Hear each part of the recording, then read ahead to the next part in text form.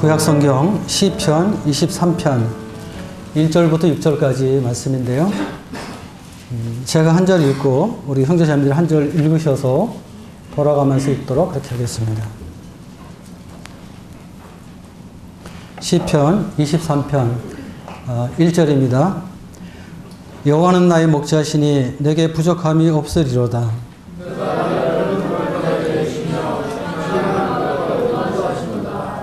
내 영혼을 소생시키시고 자기 이름을 위하여 의의 길로 인도하시는도다.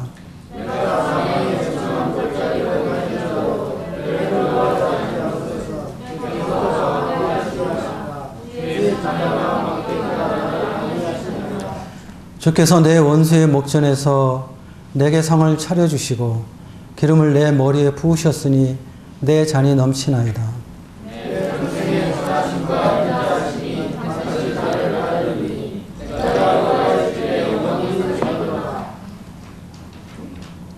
네, 행복한 삶과 행복한 죽음 이런 제목으로 말씀을 드리겠습니다.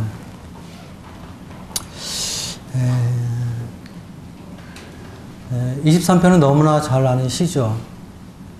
이 시를 읽어보면요, 또 이 시를 묵상해보면요, 이 하나님을 믿는 사람의 어떤 행복, 또 하나님을 믿는 사람의 어떤 즐거움, 이런 기쁨이 잘 나타나 있는 시라고 이렇게 생각이 됩니다. 이 하나님을 믿는다는 것이 얼마나 행복한 것인가, 우리가 하나님을 믿고 나서 사는 삶이 얼마나 행복한 삶인가 하는 것을 이 말씀은 우리에게 잘 나타내주고 있습니다. 또 우리가 이 땅에서 영원히 사는 것이 아니라 또 우리가 이 땅을 떠나게 되는데 소위 말하는 죽음, 이 죽음이라는 것이 또 얼마나 행복한 죽음인가 하는 것을 이 말씀은 우리에게 잘 나타내주고 있습니다. 1년이 이제 지나가고 있습니다. 이제 12월 한 달 남았는데요. 우리 그런 질문을 하죠. 여러분들 행복하십니까? 뭐 이런 질문을 하죠. 그럼 어떤 분들은 네 하고 대답하는 분도 있고 어떤 분들은 대답을 잘 못하는 분도 있어요. 왜? 지금 환경이나 상태를 보면 별로 안 좋거든요. 행복하지 않은데 행복하십니까? 이렇게 얘기하면 대답을 잘 못하고 그럴 때가 있는데 그리스도 안에 있는 자들은 정말 행복한 자들입니다. 저는 그런 의미에서 정말 행복한 사람입니다. 그리고 정말 행복한 삶을 누리고 있습니다. 또 나이가 드니까 그 행복이 더 마음 가운데 깊이 있게 이렇게 다가오는 것 같아요.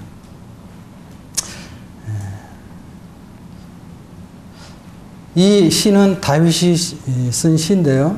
다윗은 우리가 사무엘상에 보면 목동으로 이렇게 등장하게 되죠. 그렇죠? 사무엘상 16장에 이렇게 목동으로 이렇게 등장하게 됩니다. 그는 아버지의 가축을 치는 목자였습니다. 어릴 때부터. 11장에 보면은 이제 그 골리앗과의 싸움에서 승리하게 되죠. 그래서 이스라엘을 구원하는 놀라운 그런 다윗을 보게 됩니다. 그리고 18장에 보면은 이제 다윗과 사울이 이제 예루살렘에 귀환하는데 많은 여인들이 이제 두 사람을 이렇게 찬양을 하죠. 근데 사울이 죽인 자는 천천히요, 다윗이 죽인 자는 만만이라는 이 가사에 사울 왕이 불쾌한 마음을 갖게 되죠. 시기하는 마음을 갖게 되죠.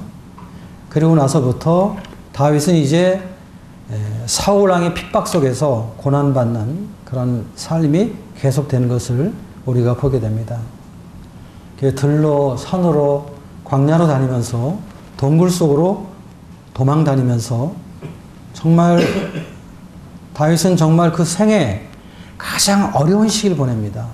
정말 두려운 시간들을 보내게 되고 아주 고통스러운 그런 삶을 보내게 되고 정말 숨이 막힐 것 같은, 죽을 것 같은 이러한 위기의 순간들을 여러 번 맞게 됩니다. 너무나 어려운 삶을 살았습니다. 근데 다윗은 사실은 이 사무엘에 의해서 기름 부음을 받은 사람이거든요. 왕으로 기름 부음을 받았는데 왕이 되기는커녕 또 어떤 하나님의 복이 그의 삶 속에 나타나기는커녕 현실은 너무나 어려웠습니다. 너무나 고통스러웠습니다. 다윗은 정말 밤마다 주님 앞에서 이 하나님을 의심했습니다. 정말 괴로워했어요. 정말 하나님이 계실까? 정말 하나님께서 이스라엘 왕으로서 나에게 기름을 부으셨는데 그 약속이 정말 이루어질 것일까? 정말 내가 억울하게 많은 고통과 어려움을 당하고 있는데 정말 하나님이 아시는가? 뭐 이런 어떤 의심과 어떤 두려움 뭐 이런 것에 사로잡혀 있을 때 그것 때문에 갈등하고 고뇌할 때 다윗은 어느 날 하나님을 믿음으로 바라봤습니다. 그리고 이 모든 고난을 그가 믿음으로 받아들이면서 그는 그런 생각을 했던 것입니다. 이러한 모든 고난과 환난 속에서 하나님께서 나를 연단시키시고 나를 위대한 하나님의 사람으로 다듬기 위한 하나님의 과정이라는 것을 그는 깨닫게 됩니다. 그리고는 고통 속에서 비로소 하나님 앞에 찬양하기를 여호와는 나의 목자시니 내게 부족함이 없으리로다는 이런 고백을 하게 되고 이 시를 쓰게 된 것입니다. 다윗이 이 시를 썼을 때는 그가 왕이 되어서 왕의 궁전에서 평안하고 안락하게 살 때 쓴 것이 아니라 사울로 인해서 많은 고난과 고통 속에서 정말 주님이 아니면은 극복할 수 없는 그 어려움 속에서 그는 이 시를 썼던 것입니다.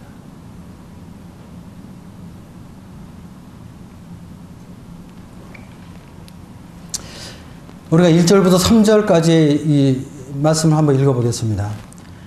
여호와는 나의 목자시니 내게 부족함이 없으리로다.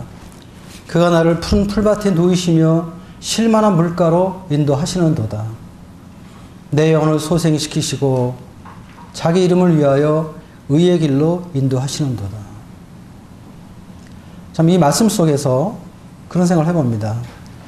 그리스도 안에 있는 자들이 얼마나 행복한 자들인가 하는 것을 이 말씀 속에서 생각을 해봤습니다. 물론 여호와는 다윗의 목자이십니다. 다윗은 여호와는 나의 목자시라고 고백하고 있는데 다윗의 목자인 여호와 하나님은 우리 모두의 목자이기도 하십니다. 나의 목자이시고 우리 형제 자매님들의 목자이기도 하십니다. 이것은 우리가 믿음으로 주님을 영접했을 때 그리스도인이 되었을 때 우리 모두는 그리스도의 양이 되는 것이죠. 그리고 그리스도가 우리의 참된 목자로 선한 목자로 우리의 삶 속에 함께 하는 것입니다. 십자가의 구속 사역이 십자가에서 예수님께서 우리를 구원하시기 위해서 흘리신 그리스도의 피가 우리에게 이러한 능력을 주는 것입니다. 그리스도의 피가 우리에게 이러한 축복을 주는 것입니다. 이러한 사실을 이론이 아니라 지식이 아니라 실제적으로 믿음으로 받아들일 때, 믿음이 있을 때 우리는 다윗과 동일하게 여호와는 나의 목자라는 이런 놀라운 고백을 하나님 앞에 하게 되는 것입니다. 우리가 하나님을 믿을 때, 하나님 우리의 목자가 되었을 때 뭐 이렇게 만사형통하고 뭐 세상의 복을 다 받고 무병장수하고 뭐 그런 것은 아닙니다. 그런 것은 아니지만 그러나 하나님이 나의 목자가 되었을 때 우리가 그리스도 안에 있기 때문에 우리가 부족함이 없다는 것입니다. 왜? 하나님은 전능하신 분이기 때문에. 이 전능하시다는 말은요. 전능하신 하나님 안에서 내가 만족할 수 있다는 것을 의미하는 것입니다. 나의 모든 만족을 채워주시는 하나님. 그 하나님이 나의 목자이시기 때문에 나에게 부족함이 없다는 것입니다. 목자는 어떤 사역을 합니까? 목자는 두 가지 사역을 합니다. 여기 보게 될 때 1절, 2절 말씀을 보게 될 때 목자의 사역은 양들을 인도하는 것입니다. 양들을 인도하는 것입니다. 그가 나를 푸른 풀밭에 누이시며 쉴만한 물가로 인도하시는도다. 이 푸른 풀밭, 쉴만한 물가 이런 것은 어떠한 삶의 풍요한 것을 우리에게 보여주고 있는 하나의 비유법적인 그러한 말씀입니다. 나를 푸른 풀밭에 누이시며 쉴만한 물가로 인도하시는 분. 하나님은 우리의 삶에 여러 가지 어려움이 있고 환난이 있고 고통이 있고 아픔이 있을지라도 궁극적으로 우리 하나님은 우리를 푸른 풀밭에 놓이시고 쉴만한 물가로 인도하시는 분이십니다. 저는 저희 삶을 돌아보게 될 때 제가 구원받을 때부터, 구원받은 그 시간부터, 구원받은 그 순간도 제가 구원받고 제일 먼저 깨달았다는 것은 주님의 인도하심이었습니다. 제가 군대 와서 제가 후방에 원했지만 전방에 들어갔고 또 대구 국군 군의학교에서 그 위생병 교육을 받으면서 저는 그 대구 통합병원에 떨어지길 바랐습니다. 근데 제 의도와는 관계없이 주님은 아주 최전방으로 저를 보내셨어요. 근데 그 전방 골짜기에서 복음을 하는 형제를 만났던 것입니다. 그리고 그 형제를 통해서 복음을 듣게 되고 제가 구원을 받게 된 것이에요. 구원받은 그 순간에 저의 삶의 여정이 이렇게 그려지면서 이 전방 골짜기 이곳에 내가 오게 된 것은 주님의 나를 구원하시기 위해서 이렇게 인도하셨구나 하는 그 인도하심을 제가 처음으로 깨달았습니다. 처음으로 경험하는 것이었어요. 그러면서 이제 지금까지 여러 가지 주님을 섬기면서 주님의 사역을 하게 되고 원당교회를 개척하게 되고 또 여러 가지 일들을 하면서 저는 제 삶 속에 주님이 저의 목자가 되어셔서 저의 삶을 인도하시는 모습을 너무나 명확하게 보고 있는 것입니다. 저는 지지난주에 캄보디아를 갔다 왔는데 캄보디아도 사실은 제가 계획한 것이 아닙니다. 주님이 인도하셨던 것입니다. 거기는 선교사들을 매일매일 하루에 한 가지씩 만나면서 그들과 교제하면서 그들의 아픈 얘기를 듣고 그들의 고통을 듣고 어려움을 제가 들어주고 또 제가 필요한 말씀을 권면하고 교제하고 또 같이 밥을 먹고 같이 교제하면서 6가정을 6일 동안에 교제하면서 돌아오는 날 밤에 몸은 엄청 피곤했지만 제 마음은 참 주님 앞에 감사했던 것은 이 모든 것이 주님의 인도하심이었습니다. 그래서 우리의 삶 속에서 하나님이 나의 목자가 되셔서 나의 삶을 인도한다는 것은 이것처럼 큰 축복이 없는 것입니다. 세상 사람들은 자기가 자기의 삶의 목자가 되어서 자기 삶을 인도하고 있죠. 그러나 만족이 없는 것입니다. 그러나 구원받은 우리 그리스도인들은 여호와 하나님이 나의 목자가 되는 것입니다. 그래서 우리는 목자 되신 주님 앞에서 항상 생각해보고 또 주님의 인도하심을 분별해보고 또 주님께 여쭤보고 또 주님께 응답받길 원하고 그럼 주님을 섬기는 것입니다. 내가 먼저 생각하고 내가 먼저 행동하는 것이 아니라 어떤 어려움이 있고 아픔이 있을지라도 하나님의 뜻이 무엇인지 이런 일을 통해서 하나님께서 나에게 인도하시고자 하는 것이 무엇인지를 우리는 주님 앞에 알기를 원하시는 것입니다. 그래서 우리는 주님 앞에 나아가는 것이죠. 그래서 하나님의 인도하심을 받는 것입니다. 이것이 그리스도인의 신앙생활입니다. 저와 여러분들이 놀라우신 여호와 하나님, 전능하신 우리 아버지 하나님, 이분이 우리의 삶을 인도하시는 목자로서 우리의 삶이 이분의 인도 가운데 거한다는 것은 놀라운 축복입니다. 정말 우리의 행복한 근원은 바로 여기에 있는 것입니다. 우리 주님께서 요한복음 10장에서 그런 말씀을 하시죠.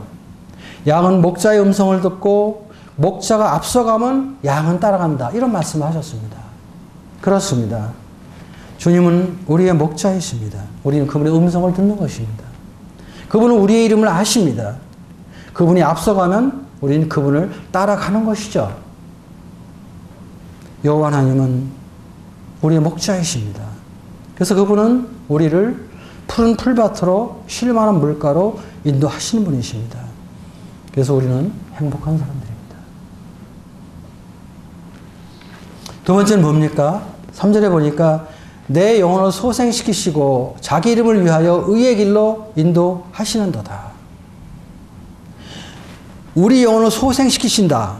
이 말은 무엇입니까? 우리가 주님을 섬기는 삶 속에서 우리 영혼이, 우리의 믿음이 잃어버릴 정도로 어려운 위기의 순간들도 우리 삶 속에 많이 있다는 것입니다.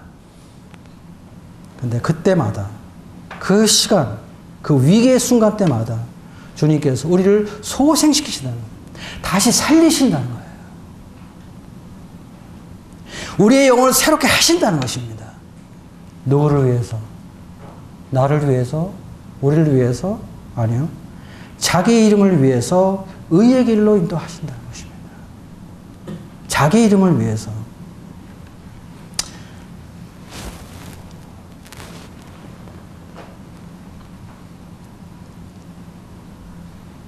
양이라는 것은요, 앞에 어떤 맹수가 왔을 때 두려운 것입니다. 또 양식을 먹을 때가 되면 배가 고프죠. 병들면 아프고. 이러한 모든 문제를 해결해 줄 수 있는 사람은 누굽니까? 목자입니다. 양 스스로 해결하는 것이 아닙니다. 목자만이 이것을 해결해 줄 수 있습니다. 그래서 양이 목자를 따라가는 삶 속에서 많은 문제가 있지만 그 문제가 우리를 아프게 하고 어렵게 하고 넘어지게 하고 고통스럽게 할 때도 있지만 목자만 있다면 해결되는 것입니다. 목자만 있다면. 맹수가 와도 두려워하지 않는 것입니다. 배가 고파도 염려하지 않아요. 왜? 목자가 양식을 공급해 주거든요. 병들어도 목자가 보호하거든요. 그래서 우리는 우리의 삶 속에서 좋을 때도 있고 어려울 때도 있고 슬플 때도 있고 기쁠 때도 있지만 또 우리의 환경이 순할 때도 있고 고난이 있을 때도 있지만 이 목자의 돌봄 속에서 평안을 누리는 것입니다. 그러니까 평안의 근거는 내 자신이 아니라 나의 삶을 책임져 주시고 나의 삶을 인도하시고 나를 끝까지 보호해 주시는 목자 대신 아버지 하나님, 그분의 함께 하심 속에서 우리가 평안을 누릴 때 이것이 바로 주님이 우리에게 주시는 평안입니다. 주님은 그렇게 말씀하셨죠. 내가 주는 평안은 세상이 주는 평안과 다르다. 그렇습니다. 세상이 주는 평안과 다르죠. 이런 평안은 주님만이 우리에게 주실 수 있는 평안입니다. 여호와 하나님은 우리의 목자이십니다. 여호와 하나님은 저의 목자이십니다. 그분은 또 여러분들의 목자이기도 하십니다. 내 인생 중심에 우리 주님이 계십니다. 여러분의 인생 삶 속에 주님이 계십니다. 이 하나님의 임재를 느낄 때 우리 마음에 평안이 있는 것입니다. 하나님 함께 하실 때 우리 마음에 담담이 있는 것입니다. 그리고 그분의 은혜 속에서 우리의 삶에 감동이 있는 것입니다. 다윗은 많은 고난과 역경이 있었지만 그 고난과 역경 속에서 바로 그러한 하나님을 경험할 수가 있었던 것입니다. 만날 수가 있었던 것입니다.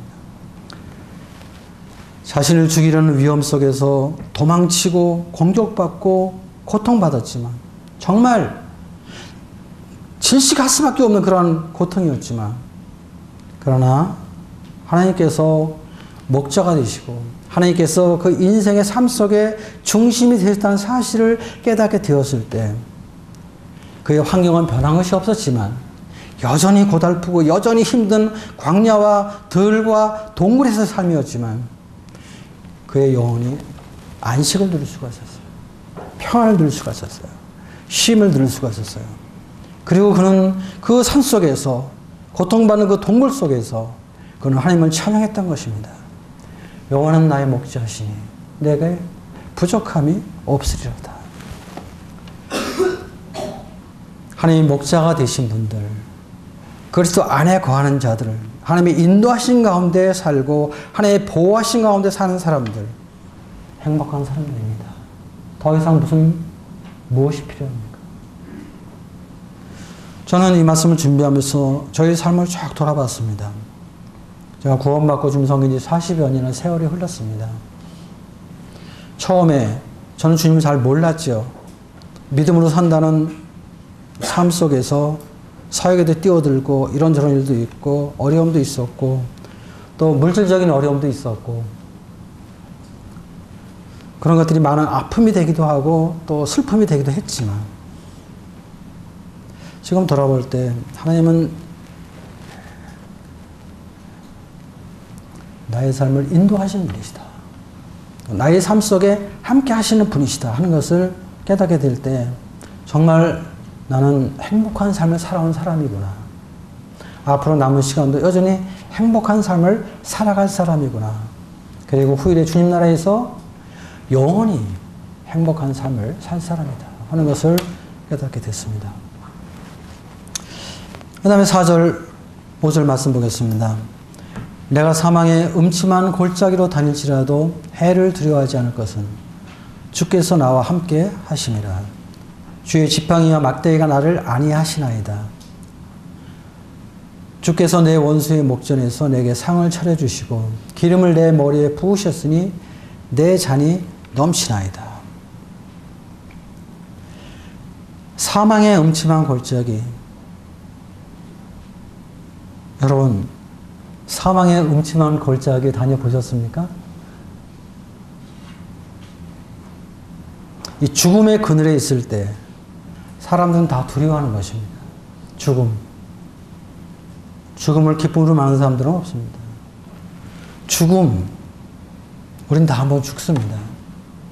물론 지금 당장 아니기 때문에 우리가 어떤 마음의 여유가 있지만 사람은 다 한번 죽게 돼 있죠. 근데 죽음의 그늘에 있을 때 많은 사람들 두려워해요. 저도 한번 사망의 문턱에까지 한번 가봤죠. 제가 암 선고를 받을 때 저는 이 사망이라는 게 한참 후에 올 줄 알았는데 지금 이 시간에 사망이 올 수도 있다는 생각을 해봤습니다. 제 영혼이 사망의 문턱에 딱 걸려있는 이런 모습을 제가 볼 수가 있었습니다. 순간 당황했죠. 그리스도인들은 어떤 죽음의 그늘에 있을 때 예상치 못한 그러한 어떤 일을 당할 때 당할 수 있지만 그러나 결코 우리는 죽음을 두려워하지 않습니다. 두려워하는 것은 결코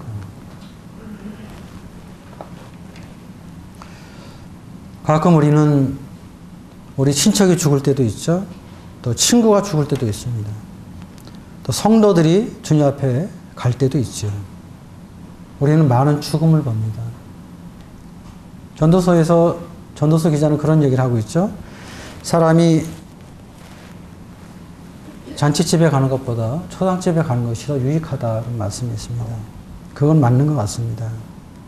그런 죽음을 보게 될 때 저는 항상 그걸 생각합니다. 나도 세상을 떠난다는 것을 제가 항상 생각합니다. 세상을 언젠간 떠날 것이다 하는 생각을 하면서 제가 주님 앞에서 좀 더 정신을 차려야 되겠다 이런 생각합니다. 좀 더 근신하고 좀 더 나 자신을 절제하면서 주님을 섬기지 않으면 안 되겠다. 이 죽음을 경험할 때, 죽음이 문턱에 있을 때 사람은 더 정신을 차리는 것입니다. 왜? 우리는 누구나 다 주님 앞에 서야 될 사람들입니다. 그래서 근신하고 또 정신을 차리지만 그렇다고 해서 죽음을 결코 두려워하는 것은 아닙니다. 정말 구원받은 사람들은 죽음을 두려워할 필요가 사실은 없어요. 물론 순간적으로 올 수도 있습니다. 그러나 그것이 계속해서 우리의 영혼을 지배하지 못하는 것입니다. 왜 그렇습니까? 그것은 우리 주 예수님께서 십자가에서 단번에 우리의 죄를 완전히 영원히 사하셨기 때문에 우리에게 심판이 없기 때문에 우리 마음 가운데 두려움이 없는 것입니다. 왜 많은 사람들이 죽음을 두려워합니까? 죽음 자체를 두려워하는 것이 아니에요. 죽음 이후의 심판, 그것이 두려운 것입니다. 그 사람의 영혼이 그것을 아는 것이에요. 그 사람은 잘 못 느낄지라도 그 사람 속에는 영혼이 그걸 알기 때문에 사람들은 죽음을 두려워하는 것입니다. 사망에 쏘는 것은 죄라고 그랬어요. 죄. 그러나 그리스도께서 단번에 영원히 우리의 죄를 완전하게 없애셨어요. 이 사망에 쏘는 것을 주님께서 십자가에서 다 해결하셨습니다. 그렇기 때문에 우리는 죽음이 두려워하지 않는 것입니다. 그리고 죽음은 우리가 믿는 영생의 첫 발걸음이 실제적으로 시행되는 시간입니다. 그리고 그리스도와 함께 있게 되는 그러한 시간이기 때문에 우리가 이 사망의 골짜기를 지날 때에도 우리는 두려워하지 않는 것입니다. 다윗은 그걸 깨달았어요. 내가 사망의 음침한 골짜기로 다닐지라도 해를 두려워하지 않을 것은 주께서 나와 함께 하심이라. 주께서 나와 함께 하심이라. 오늘도 떡과 잔을 떼면서 주님의 고난과 주님의 부활하심을 기억했습니다. 하늘 보좌 위에 계신 주님을 바라봤습니다. 언젠가 그 주님을 내가 볼 것이다. 언젠가 그 주님 앞에 내가 서서 그 주님을 보게 될 것이다 하는 그런 소망이 제 마음에, 제 영혼의 기쁨이 됐습니다. 우리가 이 세상을 떠나는 것은, 육체의 죽음은 바로 우리가 믿는 영생의 첫 발걸음이고 영생의 주님을 실제적으로 만날 수 있는 귀한 시간이 될 것입니다. 그래서 우리는 죽음이 두려워하지 않는 것입니다. 로마서 8장에 보면 그런 말씀이 있죠. 누가 하나님의 택하신 자를 송사하리요? 그렇습니다. 누가 하나님이 택하신 자를 송사하리요? 의롭다 하신 이는 하나님이시다. 너무나 놀라운 말씀. 우리가 의롭다고 하는 의로움은 내가 의롭다고 얘기하는 것이 아니죠. 하나님께서 의롭다 하시는 것입니다. 그렇기 때문에 누가 택하신 자를 두려워하니, 하나님이 택하신 자를 누가 송사하겠느냐. 참 우리에게, 우리 마음 가운데 큰 힘이 되는 말씀입니다. 소위 우리가 상태가 안 좋을 때, 우리가 율법 안에 정죄받을 때, 정말 이 말씀은 그런 모든 정죄와 판단에서 단번에 일어날 수 있는 말씀입니다. 사도 바울은 사망이나 생명이나 그 어떤 것도 우리 주 예수 그리스도 안에 있는 하나님의 사랑에서 끊을 수 없다고 단언하고 있습니다. 로마서 8장 39절에서. 그렇습니다. 우리의 구원은 완전한 구원이고 우리의 영생은 완전한 영생입니다. 그래서 우리의 죽음은 행복한 죽음입니다. 우리는 죽음을 두려워할 이유가 없습니다. 요한 웨슬레가 임종했을 때 일화가 있습니다. 나는 지금 점점 시력이 없어서 아무것도 볼 수 없다. 나는 점점 힘이 없어서, 기력이 없어서 아무것도 들을 수 없다. 그러나 무엇보다도 귀한 것은 주께서 지금 내 곁에 계시다. 그는 임종 직전에 그런 걸 말했습니다. 우리가 임종할 때, 우리가 죽음을 목도할 때 아마 우리도 그럴 것입니다. 우리의 시력이 안 보일 것입니다. 우리의 기력이 없어서 우리가 아무것도 들을 수 없을 것입니다.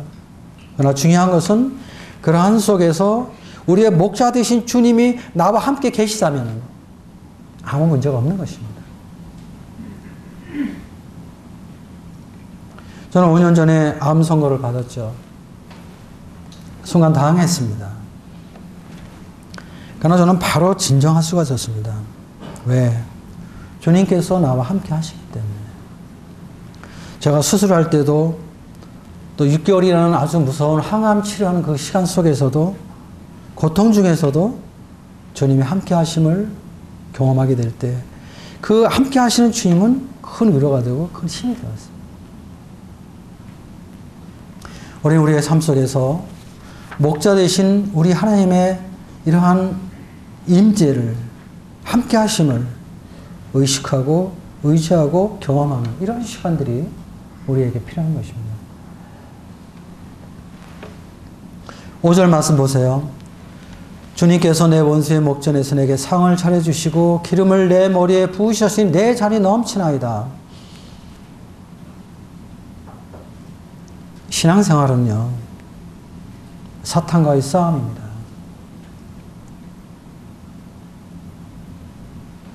치열한 전쟁이에요.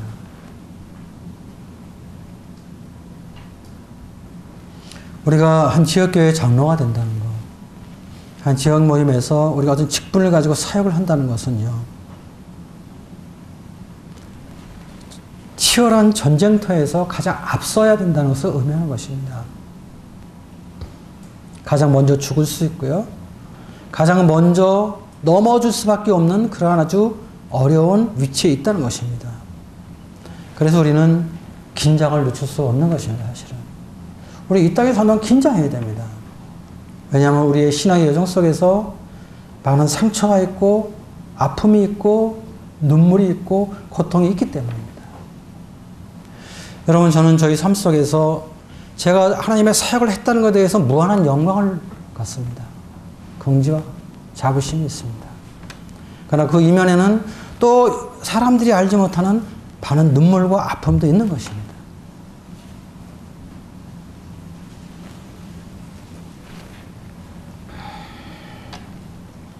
그런데 그렇지만 감사한 것은 승리는 우리의 것이라는 것이에요. 왜? 주님께서 십자가에서 승리하셨기 때문에. 사단은 머리가 부서졌어요. 주님은 발꿈치가 상했지만 사단은 머리가 부서졌어요. 사단의 머리가 부서졌다는 사단은 망했다는 것입니다. 주님은 부활하셨습니다. 그렇기 때문에 주님은 원수의 목전에서 내게 상을 차려 주실 수 있는 분이십니다. 상, 테이블. 잔치상을 말하는 것입니다. 영생의 상을 주는 것입니다. 칭의의 상을 주시는 것입니다. 성화의 상을 주시는 것입니다. 천국의 상을 주시는 것입니다. 하나님께 예배 드릴 수 있는 이러한 상을 내 앞에 차려 주시는 것입니다. 사단이 막을 수가 없는 거예요.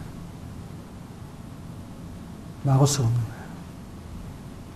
그래서 다윗은 원수의 목전에서 상을 베푸신다.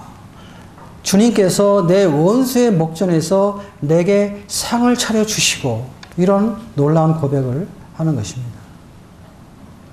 그뿐 아니라 주님은 기름을 머리에 부으셨으니 내 잔이 넘치나이다. 기름을 발라주세요. 이 기름이란 뭡니까? 나를 사랑하시고 나를 귀하게 여긴다는 표시로 기름을 부어주시는 것입니다. 성령의 인침을 주님께서 주시는 것입니다.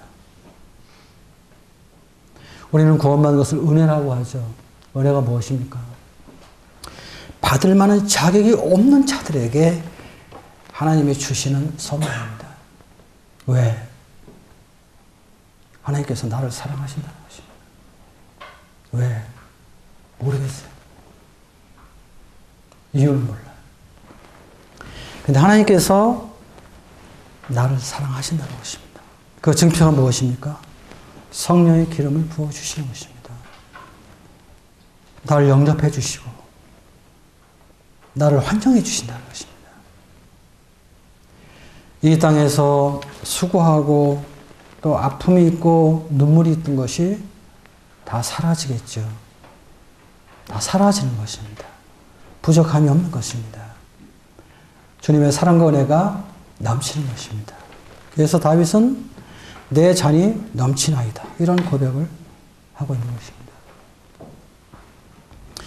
여러분, 우리가 구원받았다는 것, 주님께서 우리 같은 자를 위해서 십자가에서 생명을 버리셨다는 것,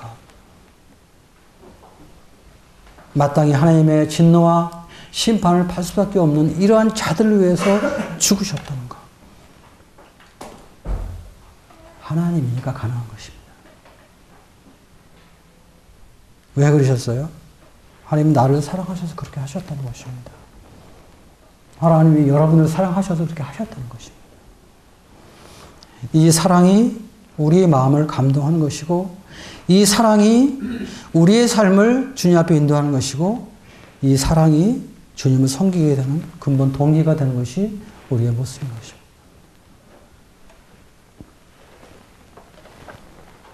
여호와는 나의 목자이십니다. 부족한 없는 것입니다. 우리 그리스도인들의 죽음은 행복한 죽음입니다. 6절 말씀 보겠습니다. 내 평생의 선하심과 인자하심이 반드시 나를 따르니 내가 여호와의 집에 영원히 살리로다.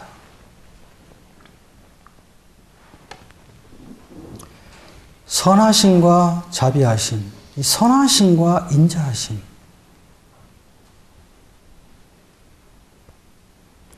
내 평생에 반드시 나를 따른다. 그리고 그 주님의 선하심과 인자하심 속에서 내가 여호와의 집에 들어가서 그 여호와의 집에서 여호와 하나님과 함께 영원히 산다.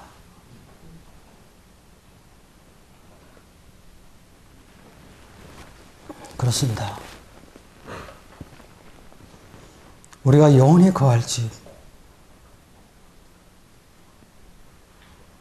영원히 거할 집, 아버지 집이죠. 그 아버지 집으로 인도하십니다. 천국 맨션으로 우리를 인도하는 것입니다. 지난번에 김상영 선교사가 그런 얘기를 했죠. 이 땅에 집이 필요 없다.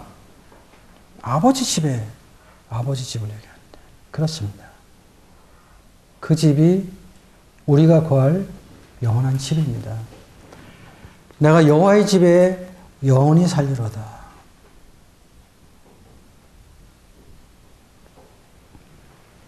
요한복음 14장에 그런 말씀이죠.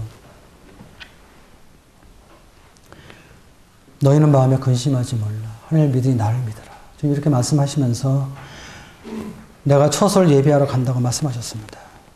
처소를 예비하면 내가 다시 와서 너희를 영접하고 나 있는 곳에 너희도 있게 하리라.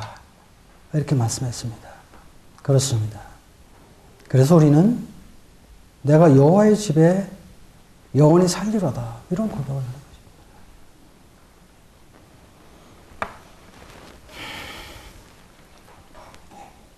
우리 계시록 22장에 보면은요. 아버지 집에 대한 묘사가 나오죠. 생명수 강에 있고 어린 양의 보좌가 있고 그렇죠? 12가지 실과면은 어떤 생명나무가 있고 또 주의 종들이 영원히 주님을 섬기는 이런 모습이 계시록에 나와 있습니다. 이것이 우리의 소망입니다. 이것이 우리의 소망입니다. 주님이 모든 눈물을 씻기시고 사망이 없고 애통하는 것이나 곡하는 것이나 아픈 것이 없는 그것에 영원히 거하겠다. 이것이 다윗의 고백이었습니다. 그는 후일에 왕이 되었지만 세상의 모든 권세와 부귀를 누렸지만 그런 와중에서도 그의 마음속에 변함이 없는 것은 여호와의 집이 여호와의 집. 우리가 어떻게 여호와의 집에 들어갑니까? 우리 하나님은 선하신 분이기 때문에 그렇습니다. 여러분, 선하신 분이 누굽니까? 하나님은 한 분밖에 없다고 주님도 말씀하셨습니다. 선하신 하나님. 그렇습니다. 하나님의 선하심은 완전합니다. 십자가에서 거룩하신 아들을 내어주시면서 죄인을 구속하시는 하나님. 그 십자가에서 우리는 영원히 선하신 하나님을 발견하는 것입니다. 십자가에서 죄인들을 구원하기 위해서 하나님의 원수들을 구원하기 위해서 아들을 내어주신 모습. 그 모습은 선하신 하나님의 가장 아름다움을 나타내는 모습입니다. 우리 십자가에서 선하신 하나님을 발견하는 것입니다. 피조물을 위해서 창조주 하나님이 죽으시는, 죄인을 위해서 거룩한 성자 하나님이 죽으시는, 이해할 수 없는 정말 기이한 사랑, 은혜. 거기서 발견하는 것입니까? 우리 하나님의 선하심입니다. 하나님 외에 선한 분이 없는 것입니다. 근데 그 선하심이 우리의 삶 속에 반드시 따라오는 것입니다. 인자하심, 자비하심, 인자하심 뭡니까? 불쌍히 여기는 거예요. 불쌍히 여기는 거예요. 우리를 용서하시고 우리의 은혜를 베푸시고 노하기를 더디하시는 자비로우신 하나님. 우린 정말 주님의 은혜 가운데, 이분의 인자하신 가운데 우리가 사는 거예요, 지금. 우리가 이분 앞에서 우리의 의를 내세울 수가 없는 거예요. 우리가 이분 앞에서 나 자신의 사랑을 내놓을 수가 없는 거예요.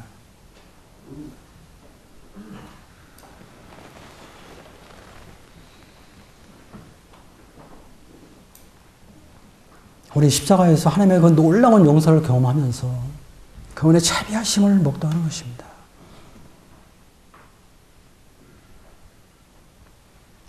이스라엘 백성은 그 출애굽해서 광야 생활하면서 거친 광야에서 불평하고 물이 없다고 불평하고 그랬습니다. 주님 반석에서 물을 내어주시고 하늘에서 만나를 공급해 주시고 구름 기둥과 불기로 인도하셨어요. 정말 출애굽기의 그 여정을 보면은 하나님의 인자하심이 역력하게 나타나는 것입니다. 그 하나님께서 우리에게도 이 광야 같은 세상을 살아갈 때 주님의 선하심과 인자하심을 베푸는 것입니다. 우리 이런 하나님의 은혜를 기억하고 감사하고 찬양하는 것입니다.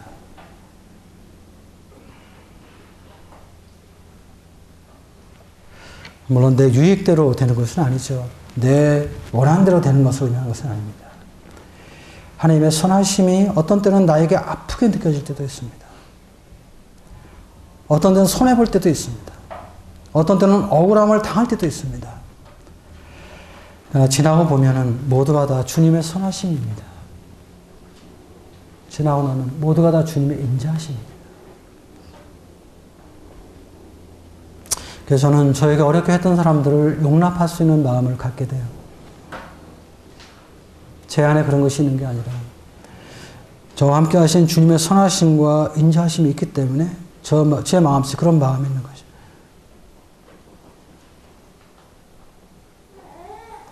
이런 주님의 선하심과 인자하심이 우리의 삶 속에 반드시 정령 나를 따르기 때문에 내가 여호와의 집에 영원히 산다는 것입니다. 그래서 그리스도인들은 정말 영원히 행복한 사람들입니다. 이 땅에서 행복한 삶을 살고 이 땅에서 행복한 죽음을 맞이하고 주님의 나라에서 영원히 행복한 삶을 사는 사람들, 그 사람들이 누굽니까? 그 사람들이 구원받은 하나님의 자녀들입니다. 저와 여러분들입니다.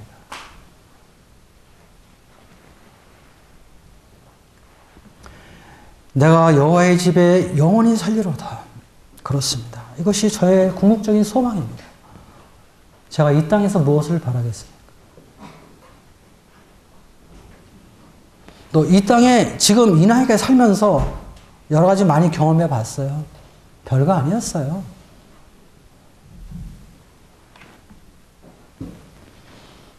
별거 아닌 거에 그렇게 마음 빼앗기지 않도록 하세요. 별거 아닌 것에 그렇게 목숨 걸지 마시기 바랍니다.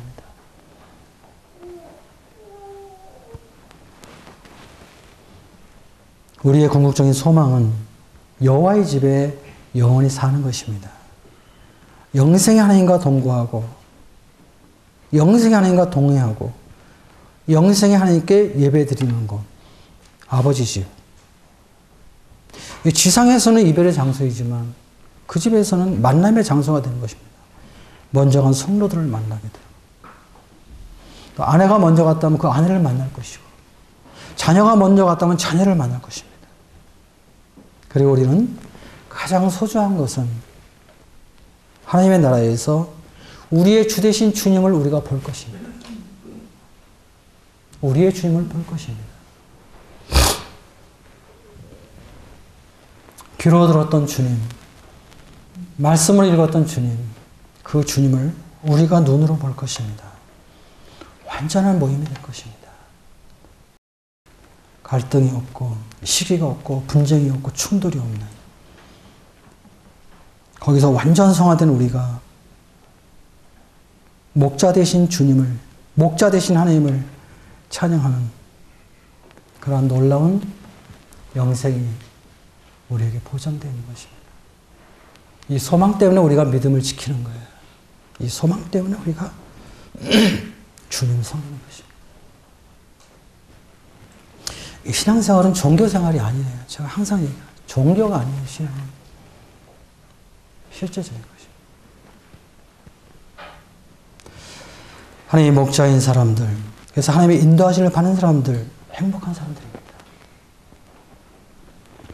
하나님이 함께 하시는 사람들의 죽음, 행복한 죽음입니다. 왜? 그 죽음은 소망이 있는 죽음이기 때문에 행복한 것입니다. 하나님의 목자이신 사람들, 그 사람들은 여호와의 집에 영원히 거할 것입니다. 영원히 행복한 사람들. 이것이 바로 저와 여러분들의 미래의 모습입니다. 우리의 소망의 궁극적인 모습입니다. 여러분, 한 해가 저물어가고 있습니다. 여러분, 올 한 해 어떻게 보내셨습니까? 또 앞으로 여러분 어떻게 여러분의 남은 생애를 보내시겠습니까? 어쨌든 우리가 느끼든 느끼지 않든 간에 우리 행복한 사람들입니다. 이보다 더 행복한 사람들이 없습니다.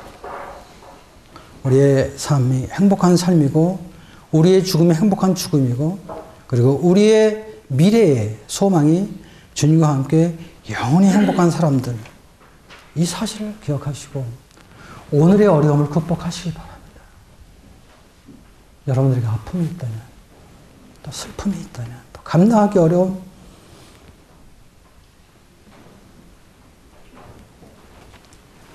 그런 것들이 있을지라도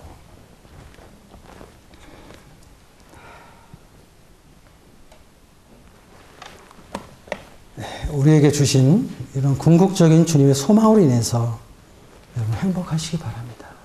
그리고 승리하시기 바랍니다.